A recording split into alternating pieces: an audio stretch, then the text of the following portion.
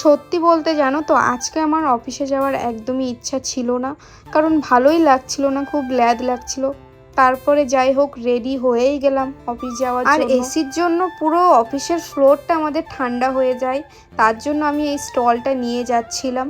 আর এই দিকে দেখো আমাদের এখানে জল জমে পুরো মিনি দীঘা হয়ে গেছে, আর খরচা করে দীঘাতে আমাদের যাওয়াই লাগবে না। আর আমার ভাইয়ের বাইকে বসলে আমি রীতিমতো ভয় খেয়ে যাই, কারণ ও হঠাৎ করে বাইকের স্পিডটা এত বাড়িয়ে দেয় যেন আমার জীবনটা এখানেই শেষ। আর অফিস যাওয়ার পথে দেখি একজন পুরো বিল্ডিং খাওয়াই শুরু করে দিয়েছে। আর আমাদের অফিসে ঢোকা রোজ দিনের যেন একটা নাটক হয়ে পড়েছে। এই কার্ড ছাড়া তুমি অফিসে ঢুকতেই পারবে না, তারপরে এখানেও এই কার্ড ছাড়া লিফট খুলবে না।